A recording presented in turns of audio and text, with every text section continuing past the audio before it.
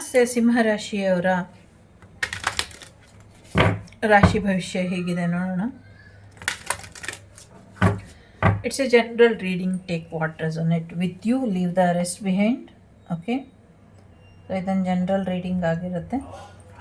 Personal reading ಬೇಕು ಅಂದರೆ contact ಮಾಡಿ.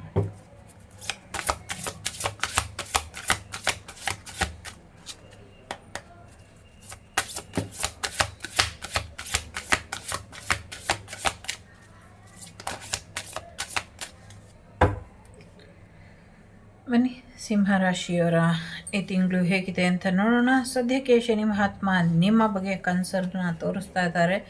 ಜೊತೆಗೆ ಸ್ವಲ್ಪ ನಿಧಾನ ಮಾಡಿ ಯೋಚನೆ ಮಾಡಿ ನಿರ್ಧಾರನ ತಗೊಳ್ಳಿ ಮದುವೆ ವಿಚಾರದಲ್ಲಿ ಅನ್ನುವಂಥದ್ದು ಇದೆ. ಒಂದು ಲೈಫ್ ಬ್ಯಾಲೆನ್ಸಿಗೆ ಬರುವಂಥ ಸಮಯ ಇದು ಅನ್ನುವಂಥದ್ದು ಇದೆ. ಒಂದು ಟರ್ನಿಂಗ್ ಪಾಯಿಂಟ್ ಅಂತ ಹೇಳ್ಬೋದು. ಒಂದು ಮೇಜರ್ ಚೇಂಜ್ ಏನೋ ಒಂದು ಬರುವಂಥ ಸಾಧ್ಯತೆಗಳು ಇಲ್ಲಿ ಇದೆ. ಜೊತೆಗೆ ನಿಮ್ಮ ಒಂದು ಪ್ರೀತಿ ನಿಮಗೆ ಸಿಗುವಂಥ ಸಾಧ್ಯತೆಗಳು ಕೂಡ ಇದೆ. ಸ್ವಲ್ಪ ತಾಳ್ಮೆಯಿಂದ ನಿಮ್ಗೇನು ಬೇಕೋ ಅದನ್ನು ಪಡ್ಕೊಳ್ಳಿ ಅನ್ನುವಂಥದ್ದು ಇದೆ. ಫೈನಾನ್ಷಿಯಲಿ ನಿಮಗೆ ಸಕ್ಸಸ್ ಬರುವಂಥ ಸಾಧ್ಯತೆ ಇದೆ.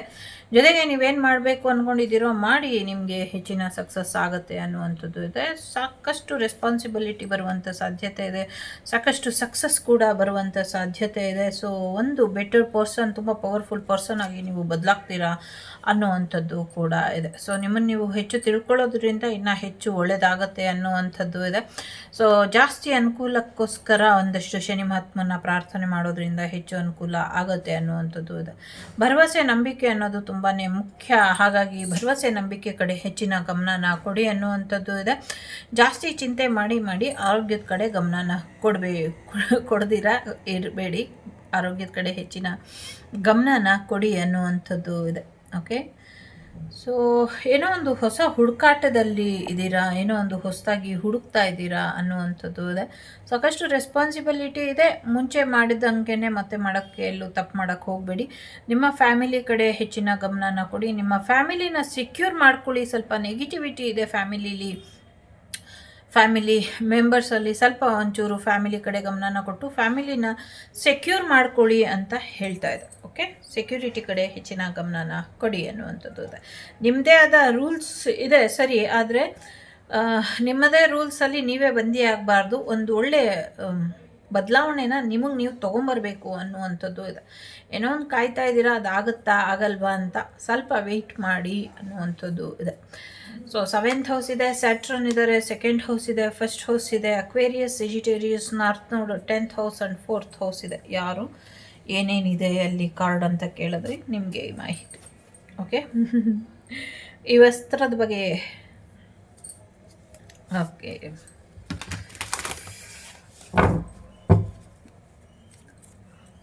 ಇದು ರಾಯರ ಶೇಷ ವಸ್ತ್ರ.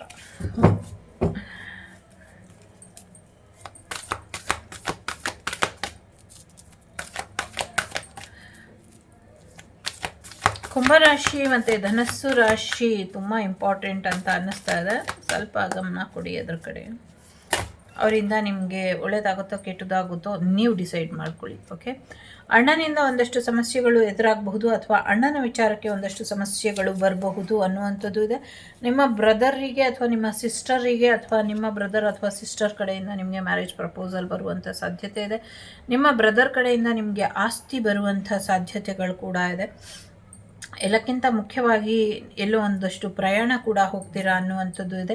ನಿಮಗಿದ್ದಂಥ ಗೊಂದಲಗಳೆಲ್ಲವೂ ಕೂಡ ದೂರ ಆಗುತ್ತೆ ಅನ್ನುವಂಥದ್ದು ಇದೆ. ಮನೆಯಲ್ಲಿ ಒಂದು ದೇವತಾ ಕಾರ್ಯ, ಪೂಜೆ ಅಥವಾ ದೇವತಾ ಆರಾಧನೆನ ಮಾಡಿಸ್ಕೊಳ್ಳಿ. ಇದರಿಂದ ಹೆಚ್ಚು ಅನುಕೂಲ ಆಗುತ್ತೆ ಅನ್ನುವಂಥದ್ದು ಇದೆ. ಒಂದು ಹೊಸ ದೇವಸ್ಥಾನ ಕಟ್ಟಬೇಕಾದಂಥ ಅಗತ್ಯ ಇದೆ, ಅಥವಾ ಅಗತ್ಯ ಇದೆ ಅಂದರೆ ನನಗೆ ಗೊತ್ತಿಲ್ಲ.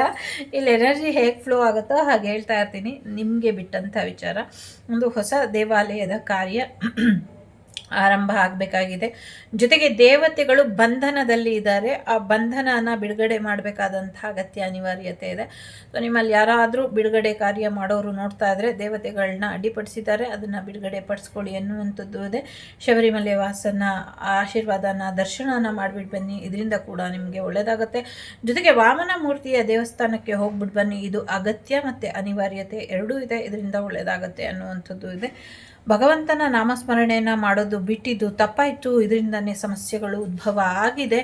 ಸೊ ಹಾಗಾಗಿ ಮತ್ತೆ ಭಗವಂತನ ನಾಮಸ್ಮರಣೆಯನ್ನು ಮಾಡಿ ಇದರಿಂದ ಹೆಚ್ಚು ಅನುಕೂಲ ಆಗತ್ತೆ ಅನ್ನುವಂಥದ್ದು ಇದೆ.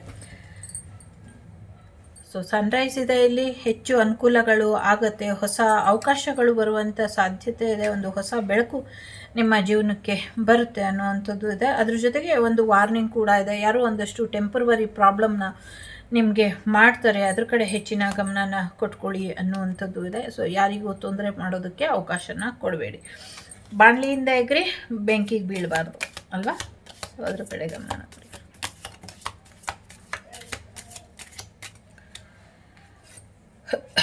ಜೊತೆಗೆ ಒಂದು ಸಕ್ಸಸ್ ಬರುವಂಥ ಸಾಧ್ಯತೆ ಇದೆ, ಒಂದು ಹೊಸ ಬದಲಾವಣೆ ನಿಮ್ಮ ಜೀವನದಲ್ಲಿ ಬರುವಂಥ ಸಾಧ್ಯತೆ ಇದೆ. ಒಬ್ಬ ಒಳ್ಳೆ ಫ್ರೆಂಡಿಂದ ನಿಮ್ಗೊಂದು ಒಳ್ಳೆ ಅಡ್ವೈಸ್ ಬರುತ್ತೆ ಅಂತ ಹೇಳ್ತಾ ಇದ್ದಾರೆ.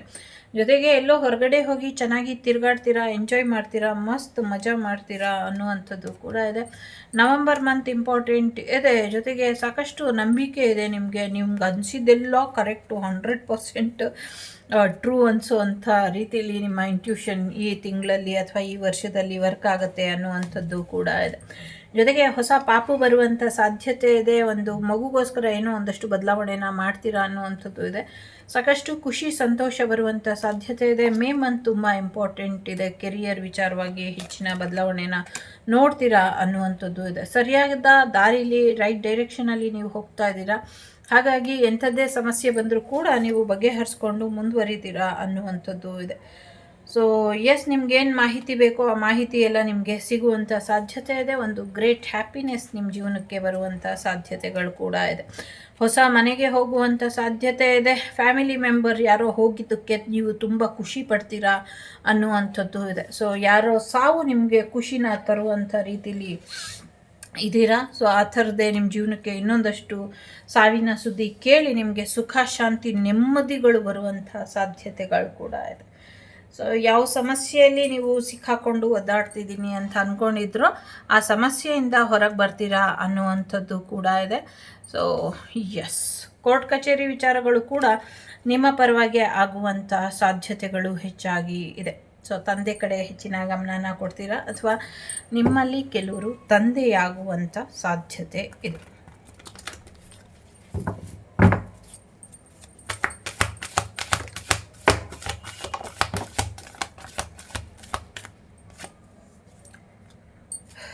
ನಿಮ್ಮ ಒಳ್ಳೆತನನ ಇನ್ನೊಬ್ಬರು ದುರುಪಯೋಗ ಪಡಿಸ್ಕೊಳ್ದಿರೋ ಹಾಗೆ ಎಚ್ಚರಿಕೆನ ವಹಿಸಿ. ಫಸ್ಟು ನೀವು ರೆಡಿಯಾಗಿ ಮನೇಲಿ ಏನೋ ಒಂದು ಪೂಜೆನೋ ಹೋಮನೋ ಮಾಡಿಸ್ಕೊಳ್ಬೇಕಾದಂಥ ಅಗತ್ಯ ಇದೆ, ಅದ್ರ ಕಡೆ ಹೆಚ್ಚಿನ ಗಮನನ ಕೊಡಿ ಅನ್ನುವಂಥದ್ದು ಇದೆ. ಸೊ ಸ್ವಲ್ಪ ಲೆಟ್ ಗೋ ಮಾಡೋದನ್ನು ಕಲೀರಿ ಅನ್ನುವಂಥದ್ದು ಇದೆ. ಎಲ್ಲವನ್ನೂ ಹಿಡಿದಿಡಬಾರ್ದು, ಕೆಲವನ್ನ ಲೆಟ್ ಗೋ ಮಾಡಿಬಿಡಬೇಕು ಅಲ್ಲಲ್ಲೇ ಅನ್ನುವಂಥದ್ದು ಇದೆ. ನಿಮ್ಮ ಇಂಟ್ಯೂಷನ್ ಏನು ಹೇಳುತ್ತೋ ಅದನ್ನು ಕೇಳಿ ಅನ್ನುವಂಥದ್ದು ಇದೆ. ಎ ಇಯರ್ ಫ್ರಮ್ ನೌ, ಇನ್ನೊಂದು ವರ್ಷ ಬೇಕಾಗಬಹುದು ಅನ್ನುವಂಥದ್ದು ಇದೆ. ನಾಟ್ ದ ರೈಟ್ ಟೈಮ್, ಈಗ ಸಮಯ ಸರಿ ಇಲ್ಲ ಅಂತ ಹೇಳ್ತಾ ಇದೆ. ಸೊ ಹಾಗಾಗಿ ನೀವು ಅಂದ್ಕೊಂಡಿದ್ದ ರೀತಿಯಲ್ಲಿ ಆಗೋದಿಲ್ಲ, ನೀವು ಅಂದ್ಕೊಂಡಿದ್ದಕ್ಕಿಂತ ಬೇರೆ ರೀತಿಯಲ್ಲಿ ಆಗುತ್ತೆ.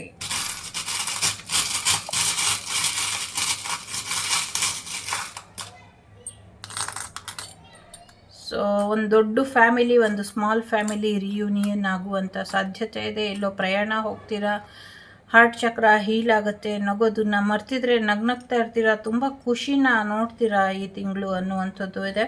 ರಿಲೇಷನ್ಶಿಪ್ ಗ್ರೋತ್ ಬರುವಂಥ ಸಾಧ್ಯತೆ ಇದೆ. ಏಂಜಲ್ ಪ್ರೊಟೆಕ್ಟೆಡ್ ಹಾರ್ಟ್ ಇದೆ. ಯಾವುದೋ ದೇವಿಯ ಹರಕೆ ಬಾಕಿ ಇದೆ, ತೀರ್ಸ್ಕೊಂಬನ್ನಿ, ಇದರಿಂದ ನಿಮಗೆ ಇನ್ನೂ ಹೆಚ್ಚಿನ ಅನುಕೂಲ ಆಗುತ್ತೆ ಅನ್ನುವಂಥದ್ದು ಕೂಡ ಇದೆ.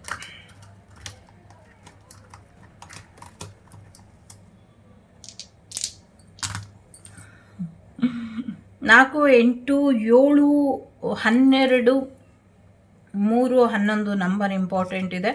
ಸೊ 3 ಗಂಟೆ 12 ನಿಮಿಷ ಅಥವಾ 3 ಗಂಟೆ 11 ನಿಮಿಷ 11 ಸೆಕೆಂಡು ಈ ಥರ ಏನೋ ಕೇಳಿಸ್ತಿದೆ, ಏನು ಅಂತ ಗೊತ್ತಿಲ್ಲ. ಕುಂಭರಾಶಿ, ಕರ್ಕಾಟಕ ರಾಶಿ, ವೃಷಭ ರಾಶಿ ಮತ್ತು ಮಿಥುನ ರಾಶಿ ಇಂಪಾರ್ಟೆಂಟ್. ಸರ್ಪದೋಷ ಇದೆ, ಯಾರಿಗೂ ನಿವಾರಣೆ ಮಾಡಿ ಸರಿ ಹೋಗುತ್ತೆ ಅನ್ನುವಂಥದ್ದು ಇದೆ. ಯಾರೋ ದುಬೈಗೆ ಹೋಗುವಂಥ ಸಾಧ್ಯತೆ ಇದೆ, ಡೆಲ್ಲಿಗೆ ಹೋಗುವಂಥ ಸಾಧ್ಯತೆ ಇದೆ. LG ಪ್ರಾಡಕ್ಟನ್ನು ಖರೀದಿ ಮಾಡ್ತೀರಾ ಅನ್ನುವಂಥದ್ದು ಇದೆ, ಅಥವಾ LG ಸ್ಪಾನ್ಸರ್ ನಿಮಗೆ ಸಿಗುವಂಥ ಸಾಧ್ಯತೆ ಇದೆ. ಲೆಗ್, ಕಾಲಿನ ಕಡೆ ಹೆಚ್ಚಿನ ಗಮನನ ಕೊಡಿ ಅನ್ನುವಂಥದ್ದು ಕೂಡ ಇದೆ. ಸೊ ಗೌಹಟ್ಟಿ ಅಂತ ಕೂಡ ಹೇಳ್ತಾ ಇದೆ. ಏನೋ ಒಂದು ಬಾಕ್ಸ್ ನಿಮಗೆ ಸಿಗುವಂಥ ಸಾಧ್ಯತೆ ಇದೆ. GST ಸಮಥಿಂಗ್ ಏನೋ ಆ ಥರದ್ದಿದೆ.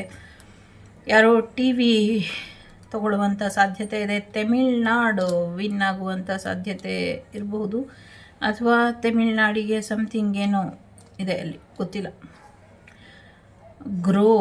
ಗ್ರೋ ಆಗೋದ್ರ ಕಡೆ ಹೆಚ್ಚಿನ ಗಮನನ ಕೊಡಿ ಅನ್ನುವಂಥದ್ದು ಕೂಡ ಇದೆ. ಗ್ರೂಪಿಸಮ್ ನಡೀತಾ ಇದೆ ಅಂತ ಕೂಡ ಕೇಳಿಸ್ತಾ ಇದೆ.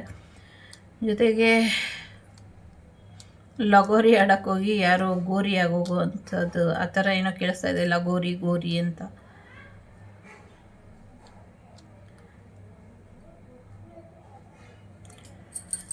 RGQLG ಈ ಲೆಟರ್ ಏನೋ ಇಂಪಾರ್ಟೆಂಟ್ ಅಂತ ಅನ್ನಿಸ್ತಾ ಇದೆ. ಯಾವ ರೀತಿ ಇಂಪಾರ್ಟೆಂಟು ಅಂತ ಗೊತ್ತಿಲ್ಲ, ಬಟ್ ಇಂಪಾರ್ಟೆಂಟ್ ಇದೆ. Okay, DUBXTNV XQPLYGT